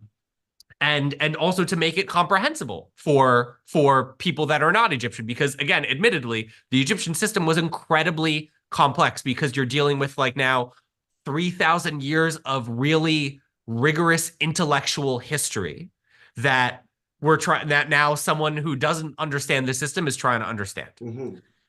So that's the first thing. I think when it comes to wet and dry, I think what Plutarch is doing here, he's importing and viewing ancient Egyptian religion to some extent through the lens of Greek medical knowledge, or through the lens of, I don't know if it's actually that's accurate. I don't know if it's Greek or kind of Eastern Mediterranean, or whether the Egyptian doctors would have kind of considered this. I probably think not, because it's so similar to things like Hippocrates, where they kind of take like these balance of wetness and dryness very, very seriously. And that these are all kind of like the geography of how hot or dry or humid or cold. This will determine not only your culture or your personality, but also, again, the nature of your ethnicity. So he's importing a lot of that baggage, or a lot of that, knowledge into his now description of Osiris. Now, the final point that I think I'll make is you're quite correct that we don't have anyone that's called like the god of the alluvial soil. And that Osiris, as you mentioned, is called the Black One, is shown with black skin. One of the things that perhaps complicates the lack of evidence for an alluvial god is that check it out. We already won. He should just say, you know what? You hitting this from so many angles that I just got to throw my hands up. Everything you keep saying we don't got, I keep saying you're 100% correct. We ain't got that. I even told you it was racism. Why'd you beat me up like this? No, he's not thinking that because he's on our side. I'm just saying. I'm not sure. I'm not sure if you're aware of the kind of the corn mummies of Osiris. Definitely. Yeah. So now again. So they already made an admission. Don't let anybody else tell you there's no God of the Nile silk. We at the top of the league right now. We talking to the teacher. He said ain't no God of the Nile silk, right? And then he said, so we got that. I love him for saying that. He said that they didn't have no source to come up with that this means the black land because of the soil. And then when we start investigating the dichotomy between black and red, okay, he's willing to address the fact that, yeah, okay, Plutarch said it was different, that they said it was red. They looked at the desert as red because it was dry, fiery, and arid. And then they looked at the Nile as Osiris because it was moist. And these are just bombs. Now, again, it's a whole nother hour of our dialogue. So when the video drop, it's gonna be crazy. It's gonna and I'm gonna tag Metatron and all that. Nah, not really. I have to get my presentation on my page better and so that I can start using some of these discourses.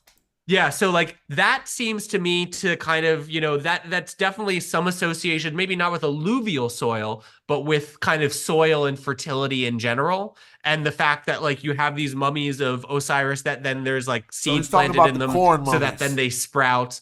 But can we go in on the corn mummies real quick? Yeah. At the festival, do you think they were black or green? I think they were probably different colors in different locations and possible multiple colors in the same location. Oh, now he gave a great answer. He said he thinks they was different colors in different locations and multiple colors in the same location. That's a great, great, great answer, right? He basically threw the net up, and I'm looking up in the sky. There's a big ass net on top of my head right now, because everything falls under what he just said. My question that we're trying to talk about is whether we can use the corn mummies as a reference to whether they thought that the black silk was the king or not. I asked a very simple logical question. Well, when they made the corn mummies, do we think the result of a corn mummy was black or green? Let me ask y'all that in the chat. Y'all know they was green because you know how they work. You put a seed inside the soil, then you wrap it up. Not just one seed, hella seeds inside the soil, and then they wrap them up, right? And then they water them and let them grow until the festival. So then at the festival, your vegetation already came out, right?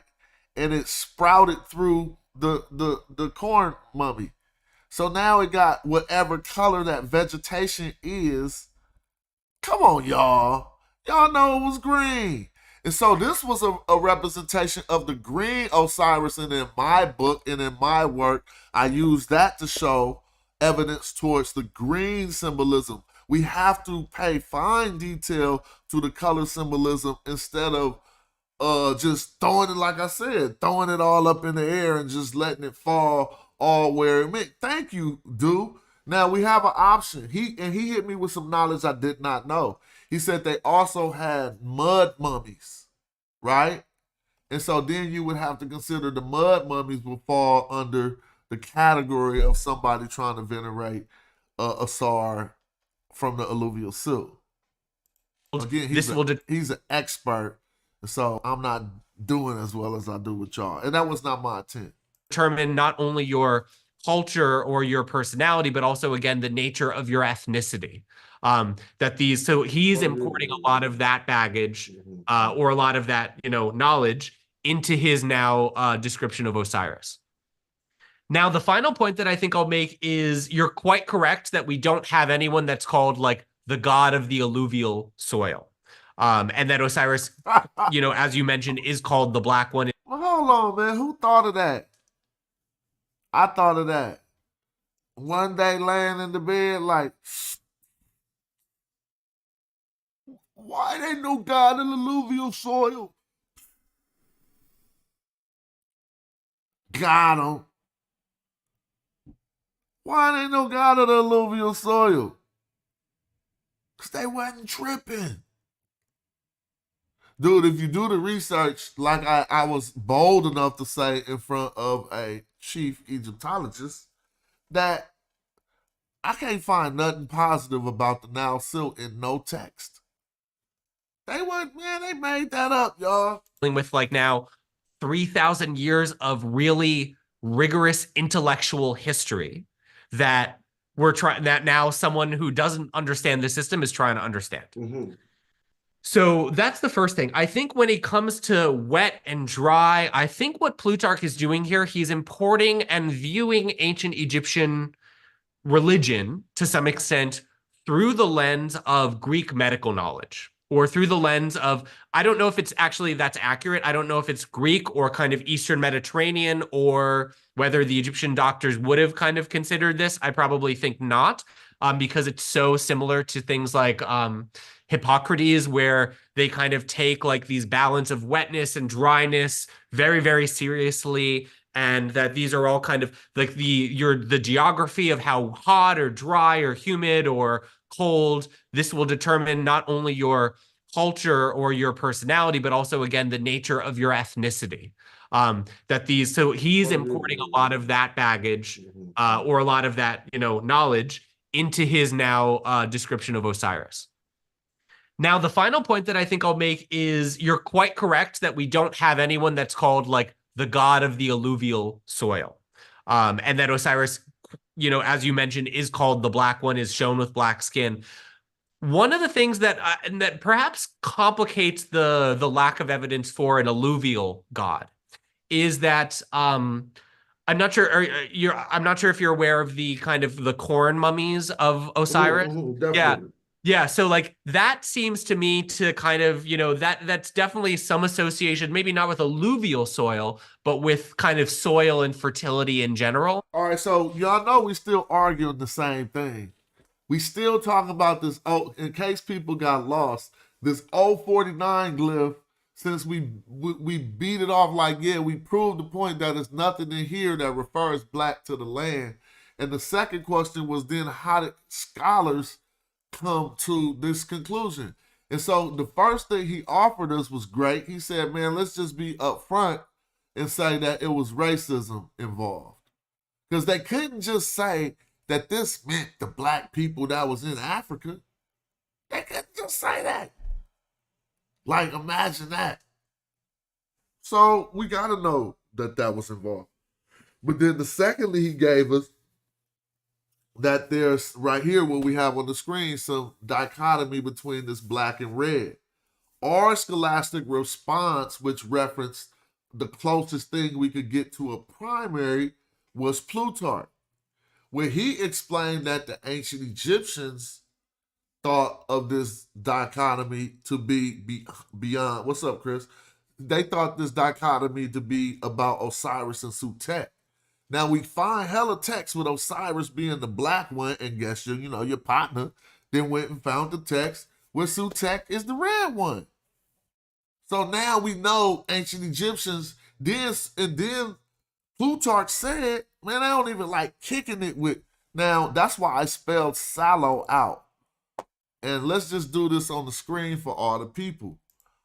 He said red is sallow color, and I said SALLO. So y'all can see this. Look, sallow means unhealthy in appearance, often yellow. Dude. Not reddish brown, but reddish sallow. See, we reddish brown. Don't get it twisted. I spelled the word out. SALLO. That's who they didn't like associating with, said Plutarch. The scholar, it will be disclosed when I get permission to put this video up for other purposes. Right now, we listen to some of the audio from the video for educational purposes, which I already was. It's already said to be okay to do. And so let me see. Sallow means unhealthy in appearance, often yellowish in color. So that's what Plutarch said, right? And we're gonna continue. Then I'm gonna open up the chat. And the fact that like you have these mummies of Osiris that then there's like seeds planted in them so No, that then I never finished. So after we responded with the Plutarch statement about the black and red, his third attestation to why they might think that this got something to do with the black silk, we're talking about the corn mummies now. And so this is how I attempted to politely address this matter. they sprout. But can we go in on the corn mummies real quick? Yeah. At the festival, do you think they were black or green? I think they were probably different colors in different locations and possible multiple colors in the same location. Oh, I should ask the question better. Because they put a seed into the when we have the germinating Osiris, and then we have the corn mummy Osiris. Now, I don't know if the seed was also placed into the corn mummy and things germinate out. If it was vegetation that came out of the Osiris, I'm just hypothesizing that it might have been the color of the vegetation that grew out of it when it was right to drag around at the festival. Now, some of them were complete corn, and some of these germinating Osirises are not the same as not corn. I hope y'all not thinking we talking about modern day corn, but he's gonna point that out. The corn mummies. And so do I have the wrong impression of a corn mummy? Was it indeed vegetation that grew out of the mummy? Yeah, no, I think you have the right impression. For if this does get posted, maybe one clarification that I'll make for listeners is that when we say corn mummy, we don't actually mean like corn like you find in Idaho. We mean like, like grain essentially. So like wheat or barley or emmer. It's basically just in the So there you go. He clarified it as we posted. UK so a lot of the original scholarship, they call it corn because in the UK they call grain corn. So that's why you see it in the scholarship as corn, because it means something different in the UK. But I would say that yeah, I think you kind of have it right. And also the important thing to acknowledge when it So he basically filled me. He didn't want to argue that because he said there was multiple colors in multiple areas. But he like, you know what? You basically got it right. Because I'm going to ask y'all, you don't have to be deep to answer this question, right? We trying to figure out the symbolism between the black Osiris and the green Osiris. That's easy. Now, some scholars try to say the black Osiris, well, they try to link it to the silk, but they're better when they link it to the divine monarchy, which I have in my book. But then we got the green Osiris, where they try to say, well, okay, you can't say that. And then they take these terms like fertility, rebirth, and all of this stuff, and they just mix them all up like black meant the same thing that green meant. And so what we find is we got evidence that we're discussing now, and I'm trying to point out to him through a series of questions that the corn mummy is evidence for the green Osiris, right? Because if you put a seed, now tell me, y'all, I wanted to ask this question, but I didn't want to sound too belittling. I was like, what plant? Do y'all know some?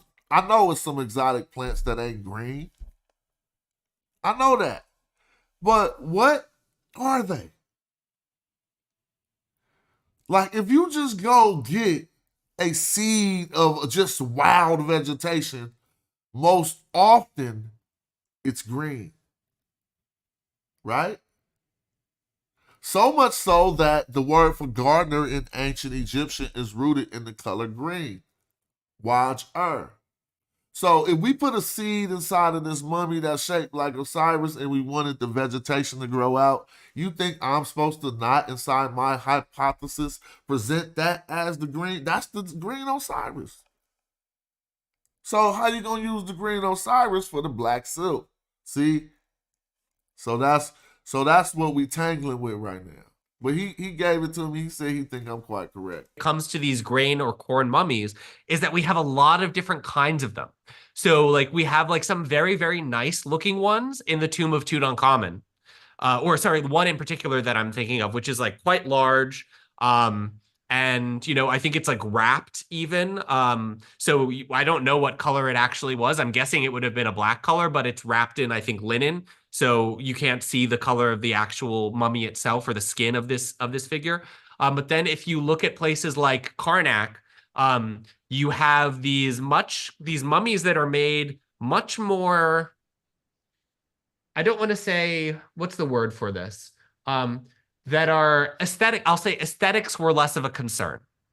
So they're just kind of these like bundles of mud with wax heads a lot of times. And so when we're talking about corn mummies, we're not just talking about one thing. We're talking about a wealth of phenomenon or a wealth of practices. And again, even when we're looking at these texts about the Osirian festivals and they talk about, okay, well, in this place, this is how you make the corn mummy. In this place, this is how you make the corn mummy. In this place, this is how you make the corn mummy. So there would have been a lot of different corn mummies that maybe had different appearances. Thank you for that answer. So I see that to be true. All right. Everything you said. We go in for hella long, and I ain't gonna even. We heard a lot of the bombs. It's way more bombs because every question I asked them was pertaining to everything we've been talking about.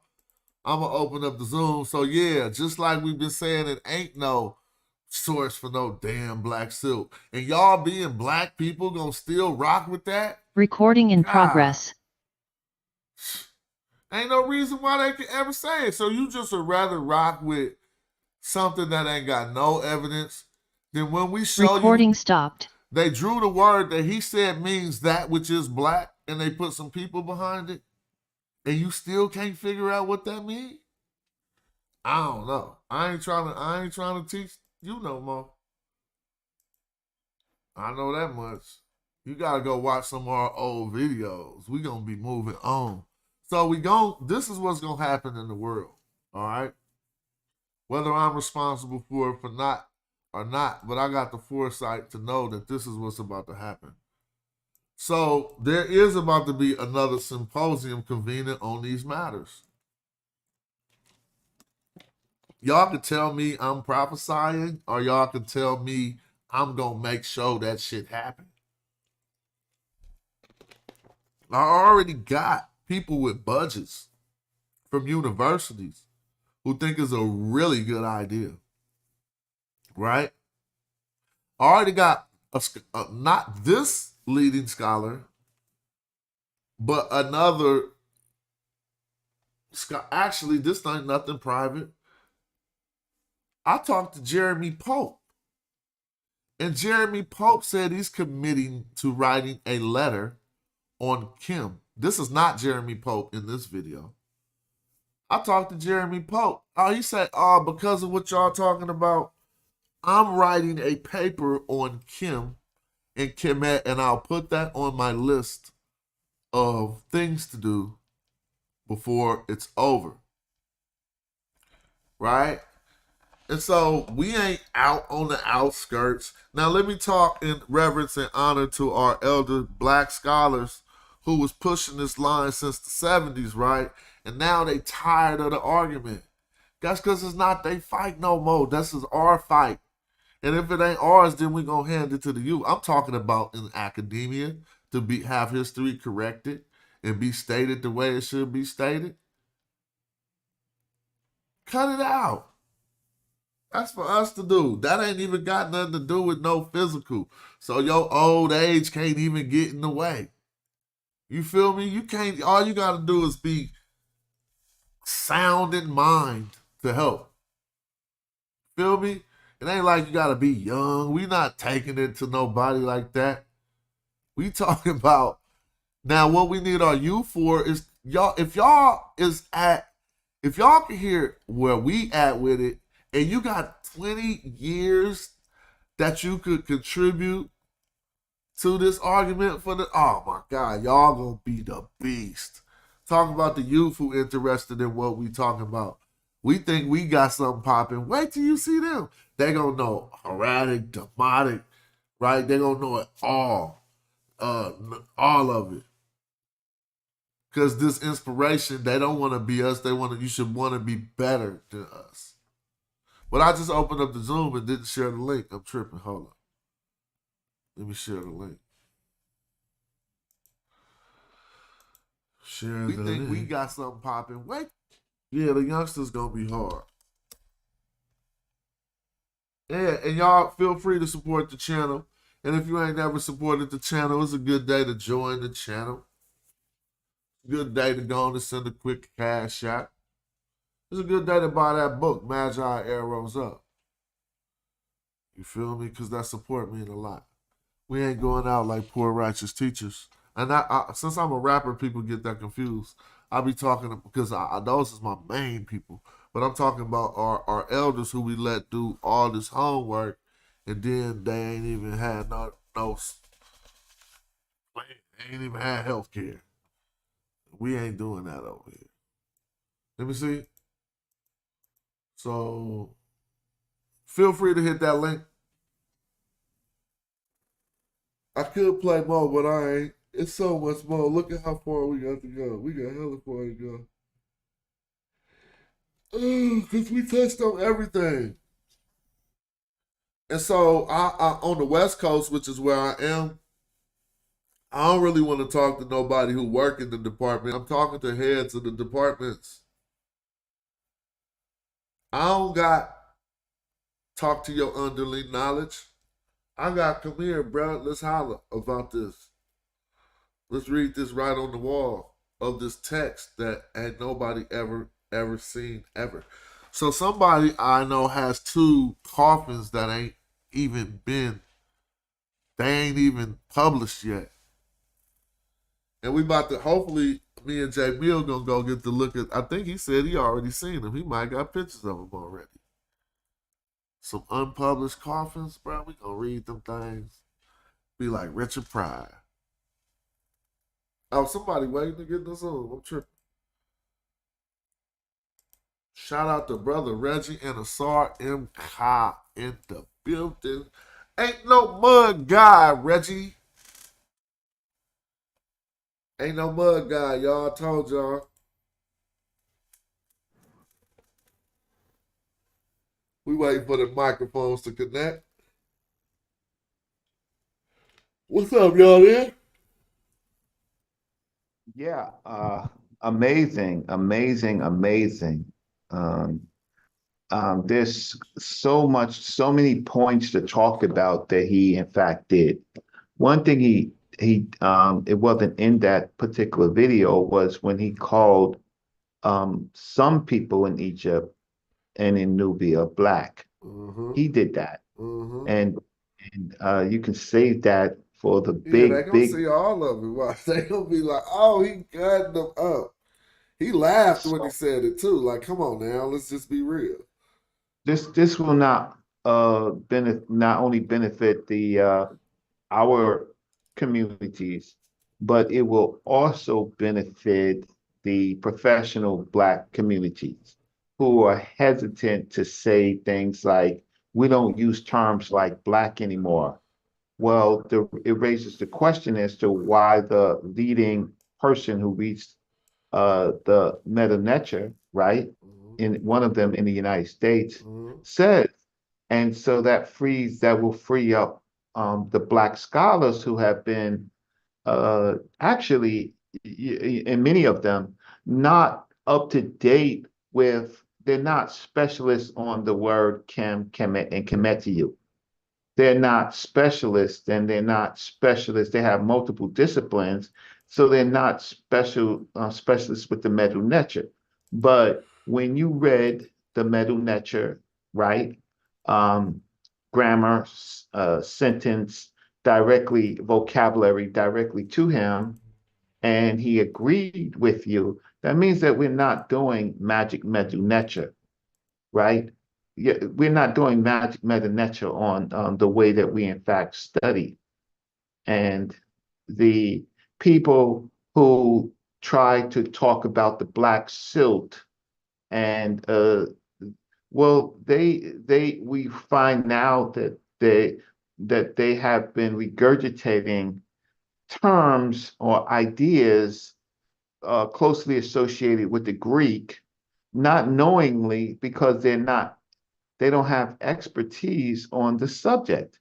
And so when we make these comments on the boards to our communities, they're all doubting Thomases, mostly doubting Thomases when I'm on the male gender, right? And but they're echoing things that are wrong, harmful, right, to our future generation. Reggie, Wrong. I'm laughing when you said that. Imagine you was on the side, like after this video, you know, people in the bushes, like Garfield in the bushes right now. Imagine if you was having the gut wrenching feeling that, you know, you know how in your gut you just get them butterflies, like, oh shit, they got it. Oh, what I'm gonna do. This is what I'm gonna do. I did now. And here, this is what else this is. This shows you the appropriate questions. I dare you. You will not be able to bring any Egyptologist on your shows and ask him the questions I asked him, and you won't get any other answer. See, I'm showing you how to do the shit. Like, you don't just get on there, tell me they wasn't black. Please, please. Any chance you get, tell me they wasn't black. No, I'm putting evidence in his face that, like, tell me this don't say what I think it say. Right? And he like, I gotta agree. But he's using the word black, and The whole and time. he can use dark, right? But he's actually using the word black, and the thing about it is he's so strong that those people with the dialogue in the state that's based off of a Greek name Egypt, right? Their guts are the ones who's going to churn, right? And their citizens are going to hear this and say, we have been we have been racist. We have been creating some type of apartheid terminology that won't stand in the next 10 years, right? While the British, the American scholars, the Canadian scholars, even the Brazilian scholars, uh, those that are studying right now, the culture, they're going to be like, you have been too close-minded, and you can't substantiate anymore the black silt, the leftover black silt that comes from Ethiopia. You can't substantiate that anymore. And so, Smash, it's not for our community. We care about our community. That's why we try to do the work. It's what you've done is taking our arguments, right, and taking it up to the academic institutional level, right? And they will be saying, who this dude? Who this dude with the white shirt and this and the black jacket on, like he's talking our language. Where did they grow people like this from? You mean these people take this up so seriously, and they're not being racist? They're not doing blackology. They're asking the so, but I feel sorry for people like Asar Imhotep. I feel sorry for Wuja. Because in history, they are on the wrong side of history I know. and the wrong side of our people's quest to know the truth. That's They right. have to live with that in infamy, not famously, in infamy. And they won't apologize. What they'll do is, when they find out who the scholar is, they'll do a whole show on, like they did with Dr. Mario Beatty, how he don't know enough, but they know enough, right? And that's family.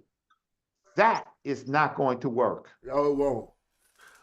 Definitely not in this case. And I strategically got this scholar. Not only that, when I spoke to every Egyptologist to be like, who I need to talk about this? I know you could probably read, but who is the reader? I was referred to this person, and they it's gonna be funny in the back chat when we see who he got ties to. So I see Brother Flag in the building. Also, Asar Imka. Peace to y'all. Brother Flag, you know you go before me. You the elder.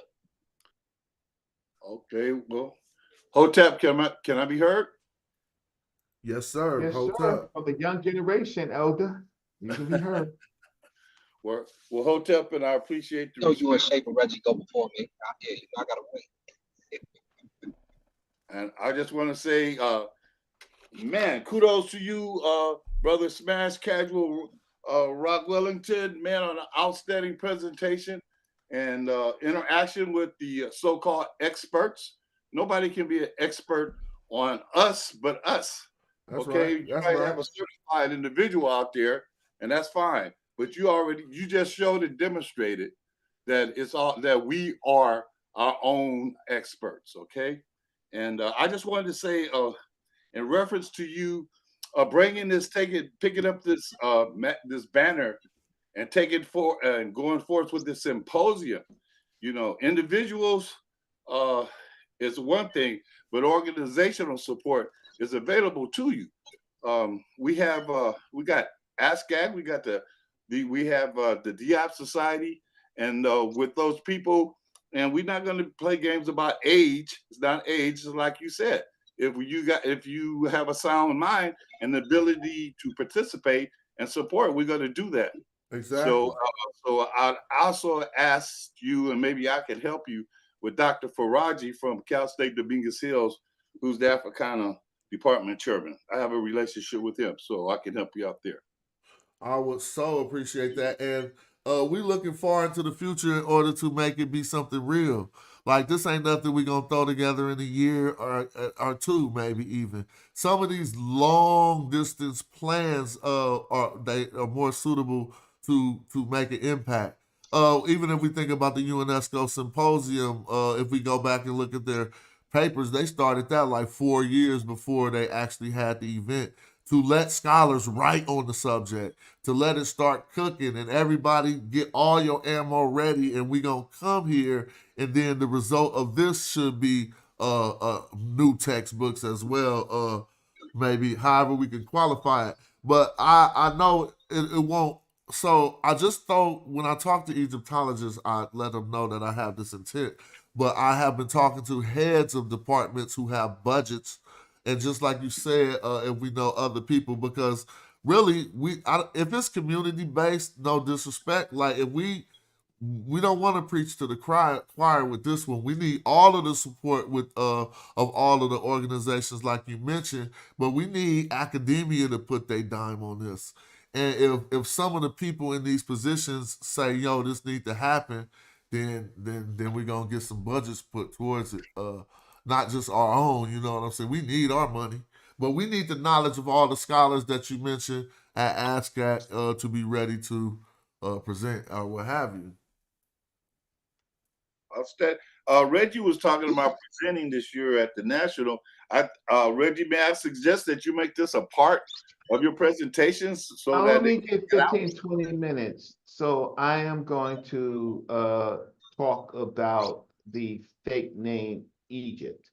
So because I figured, several at some point after, I wrote my article, I wasn't expecting Smash to put so much energy into helping me because he helped cross the finish line, so he deserves a whole lot, right? Oh, on the 30th, I have a interview with the Egyptologist, and she supposedly is ready for YouTube, but she says we're going to talk completely about the cattle culture and not all cattle culture, but pertaining to the Per Imheru Book of the Dead.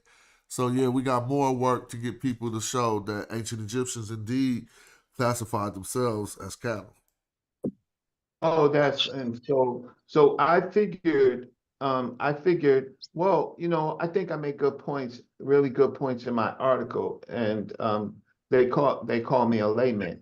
But the real fight is over the term Egypt itself, because as long as we keep calling that culture Egypt and ancient Egypt, then we give hegemony to groups of people, to the Western world, to rip off African culture and categorize it uh, by the Greek colonization and invasion or colonization of that civilization. So once we destroy, we've dealt